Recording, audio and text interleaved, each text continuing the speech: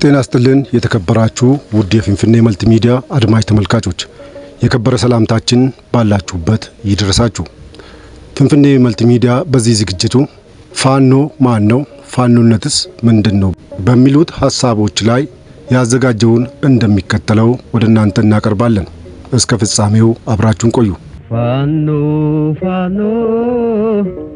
የተለያዩ መዝገበ ቃላቶች እንዲሁም አቦ ፋኖ የሚለውን ቃል ወዶ ዘማች የሚለውን ትርጓሜ ይሰጡታል። ታዲያ ቃሉ ይህንን ትርጓሜ ያለው ከሆነ ፋኖነት የሀገርን ሕልውና የሚፈታተን አስገዳጅ ሁናቴ ሲፈጠር ወዶና ፈቅዶ በተለይ ሀገር ስትወረር ሀገርን ከወራሪ አካል ለመከላከል ብሎም ነፃ ለማውጣት የሚዘምተውን አካል ይወክላል። ይህ ደግሞ በኢትዮጵያ ታሪክ ውስጥ በተለያዩ ጊዜያት መከሰቱን የታሪክ መዛግብት ይገልጻሉ። ለአብነትም ጣሊያን 2 ጊዜ ኢትዮጵያን በወረረችበት ወቅት ከሁሉም የሀገሪቱ አካባቢዎች የተውጣጡ ኢትዮጵያውያን በብሔር ቋንቋና ሃይማኖት ሳይከፋፈሉ በአንድነት ሆነው ወራሪውን ጣሊያን ለመፋለም በዱር በገደል ተንቀሳቅሰው እንደነበር ይነገራል። ታዲያ ፋኖነት ወይም ወዶ ዘማችነት ማለት ይህ ነው መገለጫው። ነገር ግን በአሁኑ ወቅት ፋኖ የሚለው ስም ለአንድ ወገን ብቻ ተሰጥቶ ስሙንም ከትርጓሜ አውድ በማውጣት የሀገር አለኝታነት መገለጫ ከመሆን በሀገር ሕልውና ላይ አደጋ እንዲጋረጥበትና ሀገርን ወዳልተፈለገ ቀውስ ለማስገባት እየተደረገ መሆኑን ነው የምንመለከተው። እዚህ ላይ ግን ይህን እኩይ ተግባር እየፈጸሙ ያሉት እውነተኛ ፋኖች አለመሆናቸውን ልብ ማለት ያስፈልጋል። በአሁኑ ጊዜ ራሳቸውን ፋኖ ብሎ የሚጠሩት ጽንፈኞች የተፈለፈሉበትን ሁናቴ ስንቃኝ ጥቅምት 24 ቀን 2013 ዓ.ም የትግራይ ልዩ ኃይል በመከላከያ ሰራዊት ሰሜን እዝ ላይ ጥቃት መፈጸሙ ተገለጸ። ይህንን ተከትሎ መንግስት ሕግ ማስከበር ያለውን እርምጃ መውሰድ ጀመረ። ጦርነቱም ተፋፍሞ ከትግራይ ክልል ውጪ ወዳሉት የአማራና የአፋር ክልሎች ተስፋፋ። የህወሓት ታጣቂዎችም ወደ እነዚህ ክልሎች ዘልቀው በመግባት የተለያዩ ቦታዎችን ተቆጣጠሩ። ይህንን ሁናቴ አስመልክቶም በወቅቱ የአማራ ክልል ርዕሰ መስተዳደር የሆኑት አቶ አገኘው ተሻገር ህወሓት በአራት ግንባሮች ጥቃት መክፈቱን በመግለጽ ሰኔ 19 ቀን 2013 ዓ.ም ህወሓት በአማራ ክልል ላይ እያደረገ ያለውን ጥቃት ለመከላከልና ሀገርን ከብተና ለመከላከል በግልም ሆነ በመንግስት የታጠቁ የክልሉ ተወላጆችና ለግዳጅ ዕድሜው የደረሰ ወጣት ሁሉ ከሰኔ 19 ቀን 2013 ዓ.ም ጀምሮ ለክተት እንዲዘጋጅ ሲሉ ጥሪ ያቀረቡ።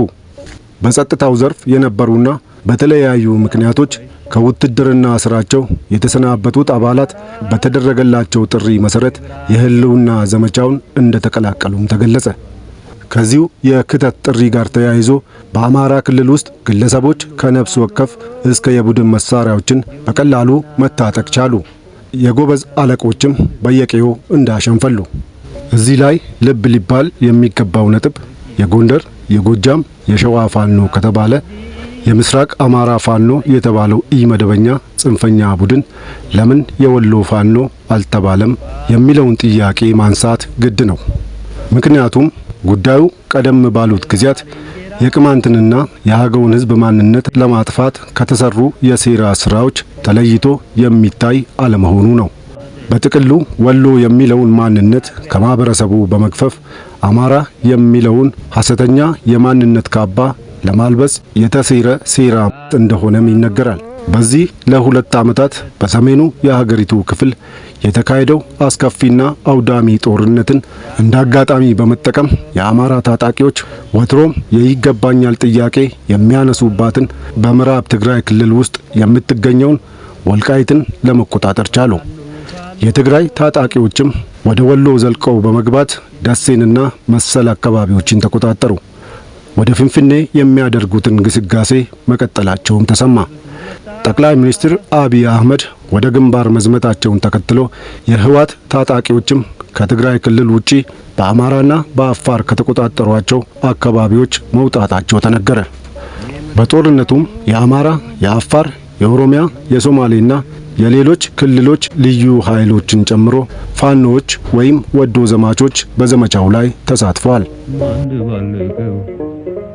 ፋኖ ፋኖ ፋኖ ፋኖ በሰሜኑ የሀገሪቱ ክፍል ለሁለት ዓመታት በተደረገው ደም አፋሳሽ ጦርነት ላይ አንድ ለየት ያለ ሁናቴ ተፈጥሯል። ይህም የሃይማኖት መሪዎች፣ የሀገር ሽማግሌዎች፣ አርቲስቶች፣ ባለሀብቶች፣ ምሁራን፣ የተቃዋሚ ፖለቲካ ፓርቲ አመራሮች፣ የሰብአዊ መብት ተሟጋቾችንን ባዮች ተሳትፏል።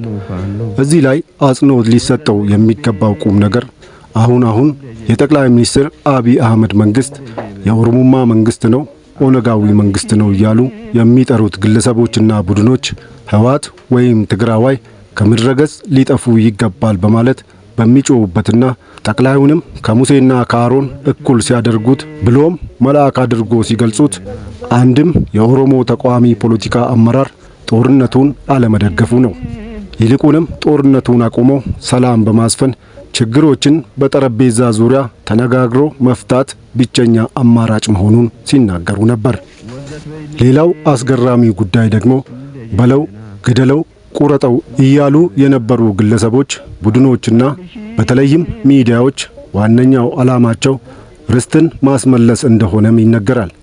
ለዚህም ማሳያው የፌዴራሉ መንግስትና ህወሓት ከጥቅምት 15 እስከ ጥቅምት 23 ቀን 2015 ዓ.ም በደቡብ አፍሪካ ርዕሰ መዲና ፕሪቶሪያ ውስጥ ድርድር ሲያካሂዱ በድርድሩ ላይ አማራው ሊወከል ይገባል በማለት መጫው ተጀመረ።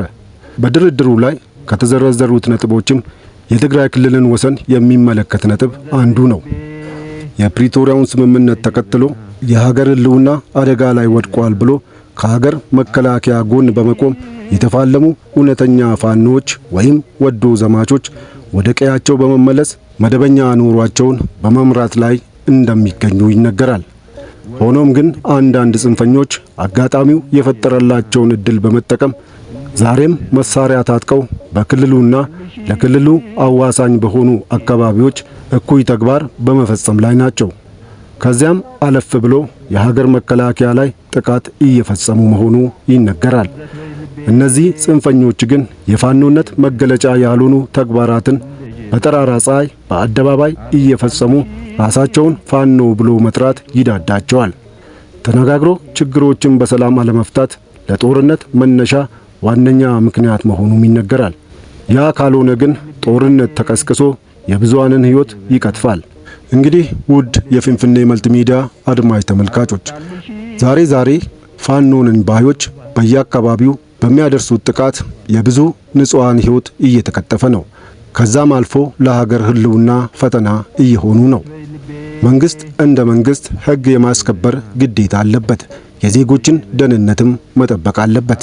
የዜጎችን ደህንነት መጠበቅም የመንግስት ትንሹ ኃላፊነት ነው። ፋኖ ፋኖ ፋኖ ፋኖ ፋኖ ፋኖ ወዘት በልቤ።